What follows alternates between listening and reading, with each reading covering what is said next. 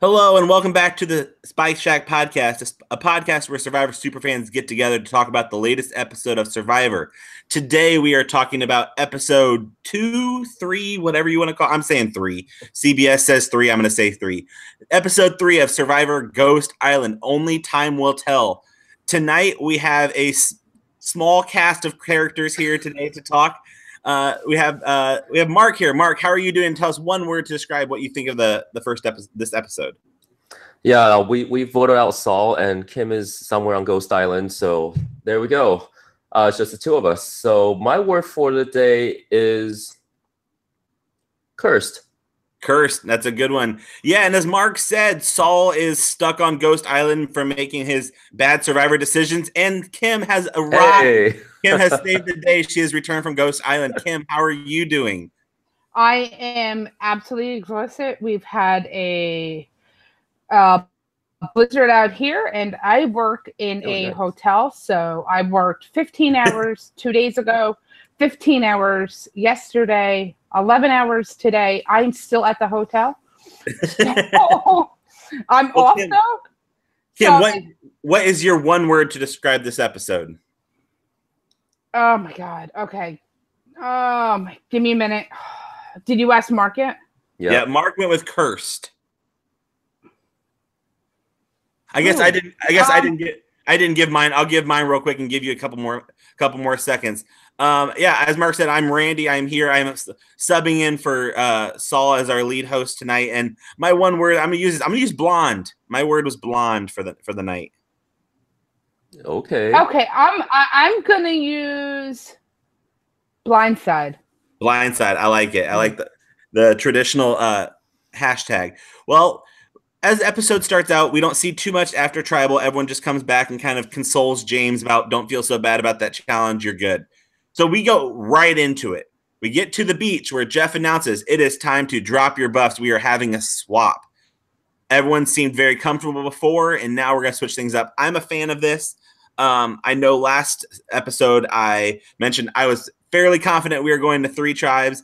Partway through the week, I saw a announcement from, well, not really an announcement. Survivor posted their video where they preview the challenge, and you could definitely tell it's built for 2. So I can guarantee we're gonna have 3 tribes, just not yet. It will happen, I promise. Maybe 15 or 16. We'll see how it goes.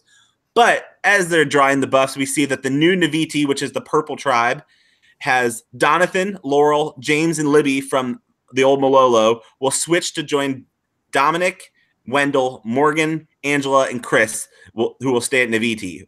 While on the Malolo Orange Tribe, we have Brad, Chelsea, Desiree, Kellen, and Sebastian from the previous Naviti switching over to join Brendan, Michael, Jenna, and Steph from Malolo. So you guys, at this point in time, looking at this no further in the episode, who has the better tribe here? What do you think here? Who are the interesting matchups, and who was the big winner from this swap? Mark, what do you think?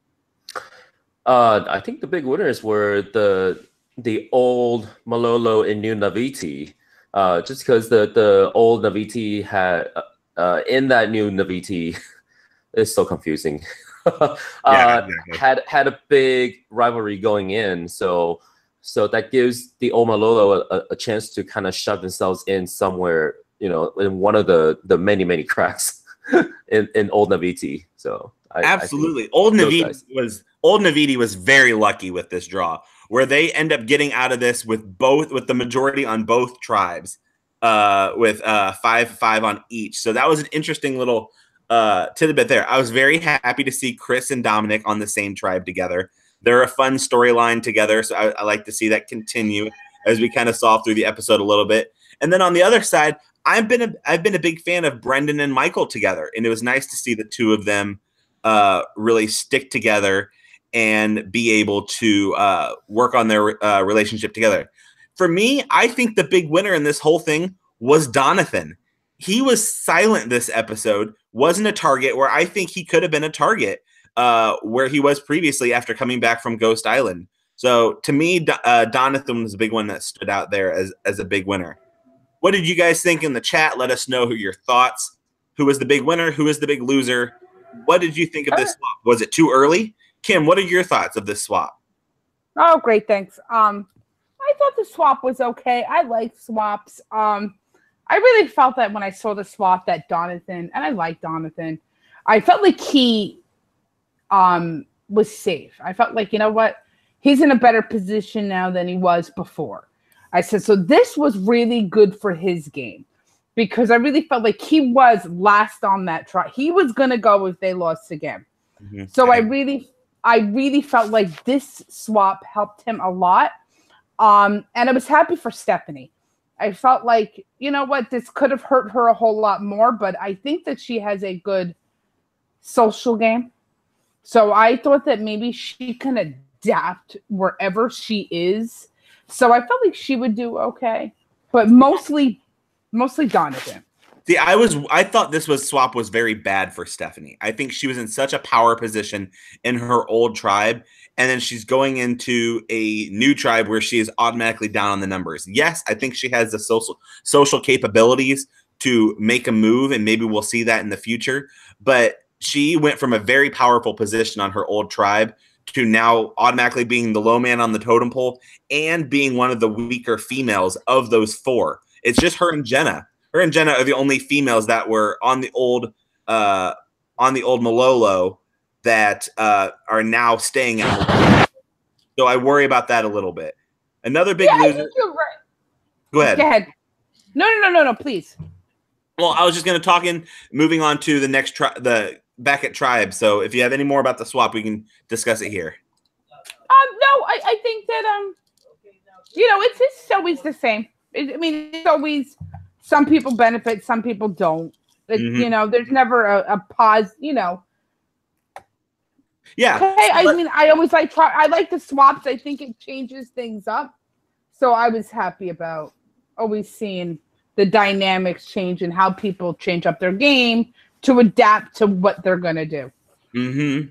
Well, let's head over to the Malolo camp. So let's talk about what happened over at Malolo, the Orange Tribe, before the immunity. Everything that we're talking about here is all before immunity.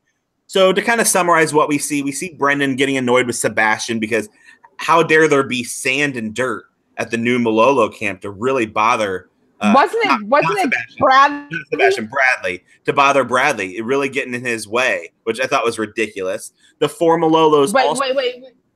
1 second. Do you think it was ridiculous that Brandon was annoyed or that Bradley was acting like a brat? I'm making fun of Bradley because he's annoying. Yes.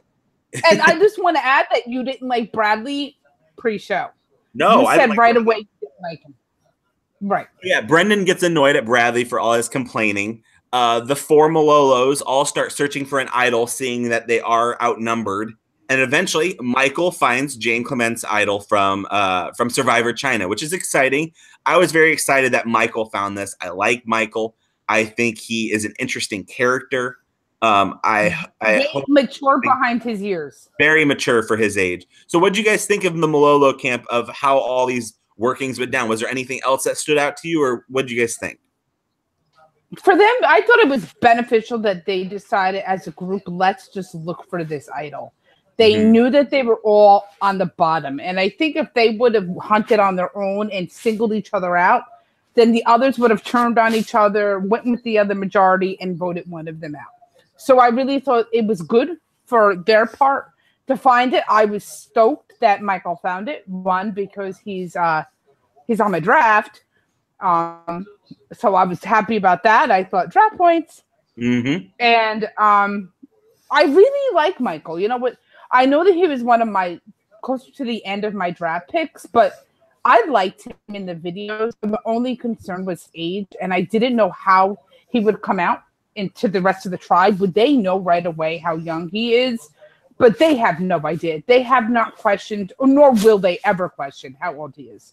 Yeah. And I think it's really smart of him to hide that age because he would be judged if which is awful, which is something that's always bothered me.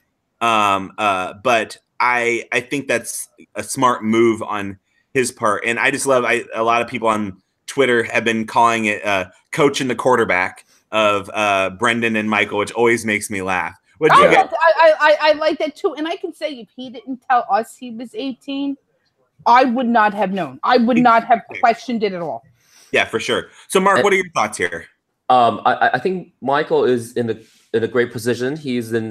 Still in a leadership position within New Malolo, and he has a meat shield with in Brendan, and so at least he's going to be safe until Brendan is out.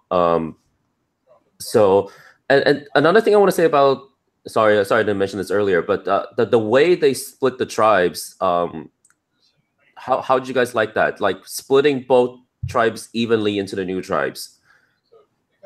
Well, I think it just happened by chance. Yeah, I was just saying, I don't think there was anything there, because the only thing they did, they had 2 plates, but that was for men and women. That they were choosing between, because they usually try to do that. Because if you watch, Probst will hand 1 plate to a male and another plate to a female to pick from. As far as the numbers happening, according to James Lim on Twitter, there's only a mathematically 40% chance that it would split out that the 5 and 4 on both tribes, which makes sense. And I think that was just kind of unlucky for the outnumbered tribe. But that's what happens when when you lose the first 2 immunities. Okay.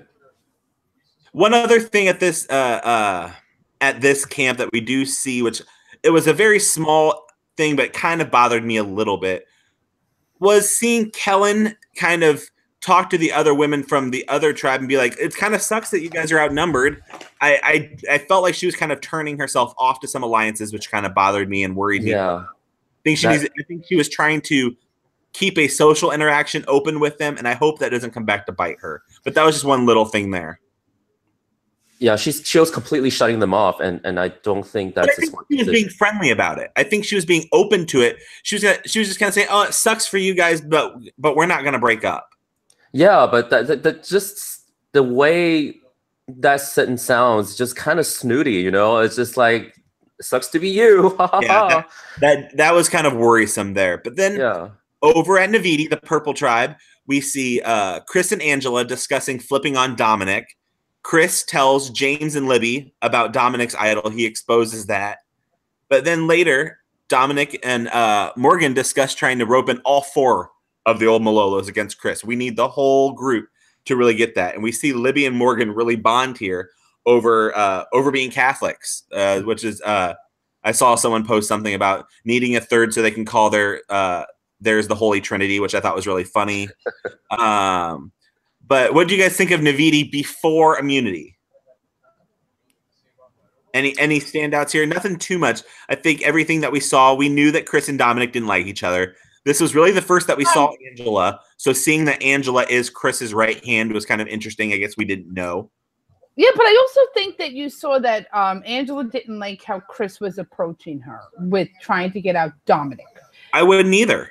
Right. And I think that both Dominic and Chris think they're better players than they are. Yeah. I think that Chris is probably a little bit better than Dominic. I think Dominic is just an idiot. I don't like Chris nor Dominic, but I think Chris has a better game than Dominic. Why he's showing these stupid fake idols, I just don't get it, and I won't. And someone needs to ask him, why are you showing fake idols when you have a real one? You're an idiot. But and then this also was the emergence of Libby. Libby didn't talk in the premiere, and now this episode was a lot of Libby, which was great. Libby was I thought she did good. A great character. Mm-hmm. I thought that Libby was better than I gave her credit for. She said, listen, I'm going to play dumb for Chris. If that's what he wants and that's what I have to do, I'm going to do it. And I said, good for her. Yeah, her quote at this point in time was, I'm going to play dumb, but I'm not going to be dumb about it. And I thought that was a great quote from her right here at this point in time in the game. And that really kind of opened my eyes to Libby. I thought she would have been pre-season. I didn't give her much credit because I thought she was just going to be the Christian, Catholic, goody virgin girl. And she's definitely coming into her own and deciding what's best for her game. So good for her. Absolutely. So then we head over to the immunity challenge. We start out with some Fiji Ninja Warrior steps, jumping from side to side to get through the little slanted steps. Damn, you took my line. The teams have to dig up a ladder, climb up a tower, and solve a puzzle at the end. The winner will also receive a tarp. We see Malolo get out to an early lead, but Naviti catches up when the other tribe struggles with the ladder. Then we get to the puzzle, basically tied. By the time they get to the puzzle, they're pretty split. We have Laurel and Wendell for Naviti and Kellen and Bradley for Malolo. And Malolo ends up winning because, once again, Kellen is a beast when it comes to puzzles, and I love it. So at this point in time, they have the chance to decide who goes to Ghost Island. It looks like Bradley tries to submit Donathan, and Stephanie Johnson says, no, I will not let that happen, and we draw rocks. And Chris gets the white rock and gets sent to Ghost Island. So what did you guys think of this? Did you like the challenge? What did you think of the Ghost Island rock draw? Any other standouts from this challenge? Rock draw, Chris lucked out. Yeah. I don't think he knew how close he was to being voted out. So good for Chris. As for the challenge, I really liked it. I thought it was a little different. I liked the idea of have to work together as a team, or you're not going to get that ladder to move. Donathan was quick up that ladder. Yeah. So good for him. Like, there was no hesitation. He was up there in a second, flipped that thing around.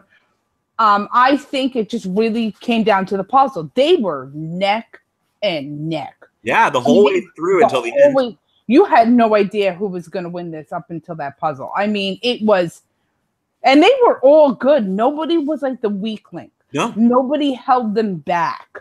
There wasn't someone going back and forth to try to finish it. I thought it was a really great challenge.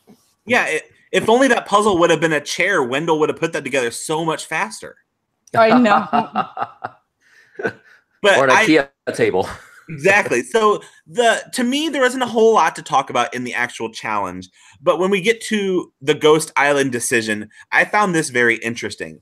One, I was proud of Stephanie Johnson for standing up for her thoughts here and standing up for her opinion. And honestly, the fact that when they explained it there, Bradley did a good job of being like, yeah, she wouldn't let it happen. But honestly, if I was in her situation, I wouldn't have let it happen either. So I don't think Stephanie's going to get like bashed for it back at camp or be like a pariah back at camp. Everyone understands this is a game. She needs to stand up for her side. We have our side. Deal with it. It was a numbers thing at that point. And I'm proud that she actually stood up and said something and didn't let it happen to Donathan. It did really save the numbers for them, even though we don't know that it would have happened if a different person was sent to Ghost Island. Dominic and Chris could have turned on each other. We don't know what would have happened, but this really helped the tribe without the numbers really survive. Yeah. First of all, let me just say, I'm hearing a ghost. I did too. So let me just say, I want that puzzle in my living room. It's beautiful. And then I'm so glad Stephanie was smart enough to oppose the plan to send Dawn to Ghost Island, just because she sees the numbers and she knows that if Dawn goes to Ghost Island, then that lopsidedness is only going to grow.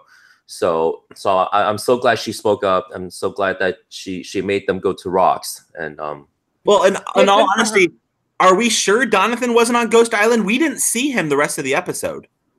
He didn't. I think this is a good thing.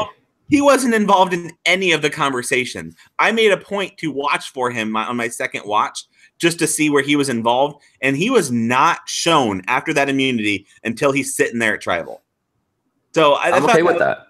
I thought that was very well, and he wasn't in with the other three. But we'll move on and get to that point here now. We can talk about Ghost Island in about 10 seconds. Chris went to Ghost Island, didn't get a prize, and cried. The end. You guys good with that? I'm good with that. I honestly thought I missed something. Exactly. Like, did anything happen with Chris at Ghost Island? Did I miss it? I know I went to the bathroom, but was it over already? Yeah, Chris thought he was in a good position. He went there. He was alone. He cried. He had an emotional story. Period. Sorry, you get to eat all the rice you want, dude. Chill out. Like, he was making a giant something.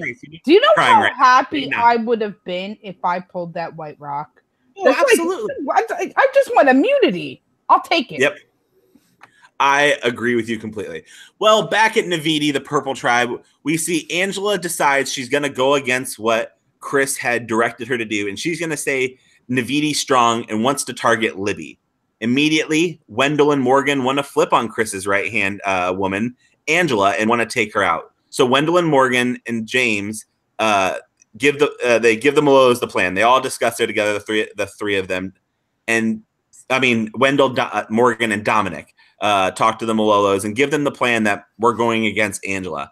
At this point in time, Dominic takes this point to show that, hey, you know that idol that Chris told you about, completely fake. I thought this was an interesting move. We'll discuss. I have thoughts.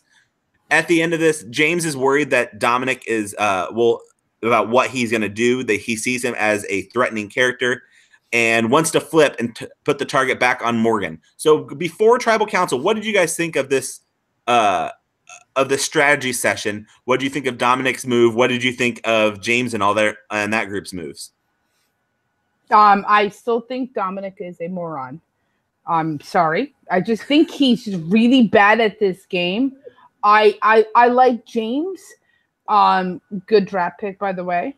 I think he knows how to play this game. He knows what it means. Mm-hmm. There's just no reason Dominic needed to do all he's done. Just shut up. I do think that he regrets what he did, and now he's trying to backpedal. And I think this move that he made of showing that, hey, see, it's fake. See, this was tree mail. This letter that he saw, it was tree mail all along. When he did show the actual letter the first time to Chris, but then when he explained it, I think that he's doing a good job trying to salvage his earlier mistake. I think the mistake he made with Chris was a mistake. But I think the way that he treated this one when he showed it to Laurel and Libby and James, I think was the right move. I think this is what he needed to do to try to get some trust. But James is smart. James knows this game. James knows that he's like a Russell Hantz, or he's like a Tony, or he's like a insert chaotic, suspicious dude's name here person. And James says, yeah, we can't trust him. He probably really does have an idol. Maybe we should go for Wendell or Morgan. Yeah, I'm really impressed with James. I was worried for Wendell. I'm like, oh my God, please don't target Wendell. Well, Laurel shut that down immediately. I don't think Laurel is going to let Wendell go. The two of them seem to have connected immediately. She's like, well, we need Wendell, so I guess it's Morgan. Yeah. And so I thought that was an interesting point for her to make. So as we go into Tribal Council, Morgan says that the two former tribes are holding strong and no one's really going against each other. But everyone says that they've been talking a little bit. Everyone talks about opening the merging of the groups together. That let's become a new tribe together. Then Jeff asks Libby a question about people lying, and she says that people always think she's the sweet Southern girl, the blonde, and people don't really take her seriously and don't think she can lie very well. And Morgan makes a comment on this and says that she'll lie eventually. We all know that Libby will lie at some point in time. So then when we get down to it, we see 1 vote for Libby, which comes from Angela, 3 votes from Angela, which come from her former tribe mates of Laurel and Wendell and Morgan. And then the other 4 vote for Morgan, and Morgan is eliminated and walks down the ramp and says, "Don't trust the cute blonde." So what do you guys think here of this Tribal Council? Like, was this the right decision? And what did you think of everyone's move here? For the decision, for me, I don't know if it was right or wrong. I mean, at this point, it's very early. Morgan, I liked her. I did, but I didn't look at her as a big strategic threat at this point, or a physical threat. So I don't know if it was more like, well, we don't need her, so we can vote her out. So I don't know why they didn't vote out Angela, to be honest. Why everyone didn't vote out Angela with her relationship with Chris. So I was very confused by the vote. I honestly was. So here's my thought. Because right now, this is the best chance for that outnumbered group to even things out. Because it's 4-4 while Chris is at Ghost Island. They already know that these 3 are voting for Angela. and immediately turning on Angela, and Angela's going to be the odd man out. So why not bring in Angela, and along with Angela, Chris, and now you have a group of 6. So no matter what, whoever goes to Ghost Island, you're still going to have that majority when you're down to 8 people, either in losing one to Ghost Island and it'd be either 5-2 or 6-1. So I understand what they did there, and it was very smart. I think a lot of people are giving Libby a lot of credit for this. I am concerned here because she exposed that she's not the sweet Southern girl. This was Libby way too early posing that she is a player in this game. Like, Libby's the type of girl that needs to chill out right now and just survive a while. And I think that she really exposed herself. I think this was smart of James. I think this was smart of Laurel. And honestly, it was a smart move for Libby here as well. But she played it a little bit too. She exposed herself a little bit too much is my problem. Morgan was a good physical player when she in the water. But other than that, you needed Wendell. You need that strength. Yeah. So I think this is what they had to do. Yeah. Again, smart decision on James to target Morgan and Wendell, and good on Laurel to take this take target away from Wendell on to put on Morgan. And I don't think they suspected either of them had an idol anyway, so the decision was pretty clear. And trying to bring in Angela and exposing that they were all against her anyways, I think it's just gonna be much easier for the old Malolo moving on forward. Mm-hmm. And as Morgan is walking out the door, she has to will her legacy advantage on. And she wills it on to Dominic. So now Dominic has a real idol, a fake idol, and a legacy advantage. So things could get really interesting for him here soon. I think that's kind of fun because he's a chaotic player. He may not be the smartest, but he's a fun character where I think that he may do something crazy with it. So I think it's in good hands. So as we go through here, I will bring up the draft because that's where we are. Give me 1 second. Talk amongst yourself while my computers go slow. Okie dokie. You're also asking on Twitter what kind of Laffy Taffy you are. So let's go with that. Yeah. Yeah, Sebastian with the Laffy Taffy. All I know is I'm not Banana because Banana Laffy Taffy is gross. I wouldn't call it gross, but it wouldn't be my first choice. I would probably go with watermelon for myself. Yeah, the cherry or watermelon probably has to be it. So looking at the draft, Kim and I are still tied, just like we were last week. So Kim and I both have 38 points. She has Brendan, Wendell, Jenna, Michael, and Chris. I have 38 with James, Sebastian, Kellen, Laurel, and Libby. Mark is in third with 36 points, just 2 behind, with Bradley, Stephanie, Angela, and Chelsea, who has yet to speak, I believe. And Saul is really struggling and paying for it on Ghost Island for his bad decisions here. And he has Dominic, Donathan, and Desiree left on the board. That's just normal Saul, though. Saul's always at the bottom. Yep. Yet again, I feel really good with my 5 of James, Sebastian, Kellen, Laurel, and especially after this past episode with Libby, I think she stood out as a person who can play the game. So I'm very happy with mine. You definitely have the strongest group. I'm still happy. I'm still happy with mine. Absolutely. I think I had some great picks. I know that Jenna's been a little vocal. I mean, she hasn't done a lot, but I think she's contributed more than like Chelsea and stuff like that. She hasn't been featured as much as like Libby, but I really don't think that she's had a reason. You know what I mean? I agree completely. Mm-hmm. She's been on the winning tribes, so like she hasn't gone to tribal, so there's not much to talk about.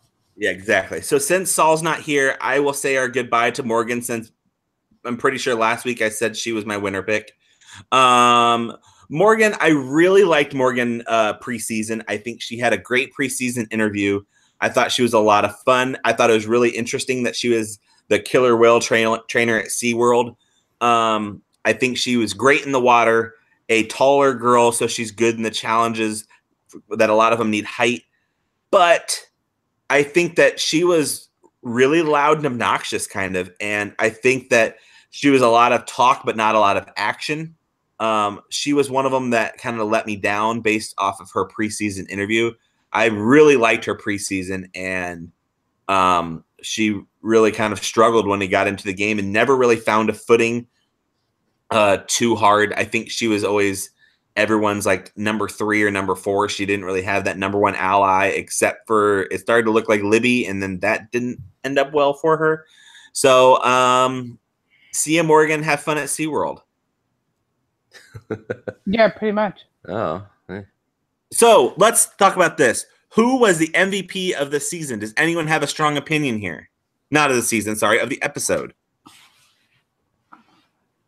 I'm gonna go with Stephanie. Okay. Her move forcing him into rocks, I think, is what saved the old Malolo. So let's think about this. If Donathan was gone, wouldn't we have seen the war of Dominic versus Chris? We might have.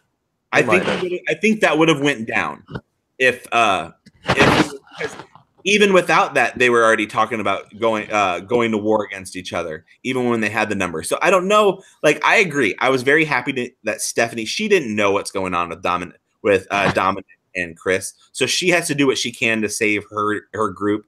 And I think she made a bold move. I agree. I don't know how the results would have changed or not, but I liked the move. Kim, what did you think? Who is your MVP? Oh God, this is rough because I didn't really feel like I had a standout. So I'm gonna give it to Michael for finding the idol. I really didn't feel there was a huge standout for me in this episode to give somebody the MVP. So I'm gonna give it to Michael because he found that idol, and I think he's a great player. I think he's a little underrated at this point. I agree. I think that was a good move by Michael, and I'm very happy that he found the idol. For me, it has to be James. It has to be James, that he recovered from his poor performance last week, came back, made a very good strategic call, and observed how sketchy Dominic can be and flipped the numbers for them for his outnumbered tribe. So to me, it's got to be James as the most valuable player there. Yeah, he really did turn his game around really quick. So I'm happy for him. So what Ghost Island relic have we not seen yet that you're most excited to see? I know everyone, I'm going to say it, everyone wants to see the effing stick. I don't care, whatever. But I've liked seeing the legacy advantage and Andrea's idol and now James Clement's idol. What's the big one that's standing out to you? Do you have one in your mind that you're looking forward to see? I'm gonna say the extra vote just because it never really worked out for anybody. Like Lauren's extra vote or Fishback, or I don't know where we're gonna go with that. Yeah, there's a couple different iterations of that, so we'll see what they do with it. Yeah. I like that. I don't think the extra vote has worked. Also, I know we already have it. The legacy advantage has not done anything yet. I mean, you can use it at 13 or 6. Yep. So what are we now at? 17? We're at 17. So 13 will probably be the merge. Right. So Dominic has to last 4 more. If he loses, 4 more tribals to use it. And if he doesn't use it then he's got to make it that many more. I like to finally see the vote or the legacy advantage used correctly. Well, but I don't. It was part of Advantage Geddon against Sari, so that was a big move. The only other time we saw it was with Ken, where he didn't really need it when in his. So even though it wasn't like a huge game-changing thing in Game Changers, it still contributed to a huge moment. It was part of the Sari Advantage Geddon. I know, poor Sari. I know. That still breaks my heart. I think I want to see what they're gonna do with the Eric Reichenbach thing, because they keep he's been in so many of the commercials of like bad. That was a bad decision, but I'm intrigued to see how they play it out. Who else would ever do that? I mean, who's really Marcellus from Big Brother. Yeah, exactly. But it just doesn't make sense to me. The other thing I want to see, as you kind of alluded to with the extra vote, is Lauren's extra vote. That was the one I liked, where she had to peel the parchment. I want to see that play again. Yeah. I think that'll definitely come back. Oh, for sure. I hope so. Even though the problem is none of these people saw that yet because it hadn't aired yet for them when they went. Oh, I have one. I don't know if they'll bring it back. What? The Idol Ty and Scott had. The the two idols matched together. Yes, that was one of my favorite moves. The Wonder Twin Idol. Yes, when Ty didn't use it. Mm-hmm. That scene I will never forget because they looked at him and he shook his head no, and I was like, this is fan-freaking-tastic. This is good TV. This is a great tribal. Yeah, and I need to see another idol hidden at a challenge. I'm just a fan of that. Yep, but I want to see one hidden at tribal. I don't like that idea. I don't think that logistically works. I don't like the idea. I don't know. That would turn me off. Why not hide one by the vote? I don't like it. Like, I feel like you should have it. It seems too sketchy to me. As we look forward, we see next episode, we see everyone just coming clean about their idols. Dominic tells Laurel about his real idol. Of course he does. Exactly. And Michael tells the Malolos he has the idol because really the only one that knew was Brendan. So he lets Jenna and Stephanie Johnson in on the secret. That's really all we see. We don't see too much. We just see everyone coming clean about their idols in the next. But I think Michael made the right decision because he's basically telling his tribe. Yeah, exactly. We're a team. Let's do something. Right. I mean, because if Brandon would have said something to the other two, it would have looked like Michael was lying. Michael 100% made the right move. Dominic is just a freaking moron. It's real. It's fake. It's fake. It's real. I mean, it just shut up. Yep. I'm gonna make a T-shirt for Kevin that says Dom is a moron. But I think if you're gonna tell someone, I'm all for you telling Laurel. I don't know. I think Laurel is so smart, and I think she can play that the right way. So I'm all for it. Someone's phone. Other than that, I think that's all I got, guys. You guys have any other thoughts before we say goodbye? No. Okay. No. I don't mean to sound like no. Just no, you're good. Mark, tell everyone where they can find you online. Find me on Twitter at MarcoPolo310. I'm tweeting about Survivor and Big Brother Canada 6. Yes. Kim, where can they find you? Kim_is__board. I'm not watching Big Brother Canada. I'll just wait for the US version in the summer. Sounds good. And you can find me at Randy Knoop. That's RandyKNUP. I'm tweeting about everything. Drafts going like crazy. I think I have a couple more might be opening up soon for different things. I don't know. There's a lot going on. There's a lot of reality television going on. What a world we live in. I'm all for it. Yeah. With that, I will see you guys next week, and don't let the spooky ghost get you. Bye. All right. Bye-bye.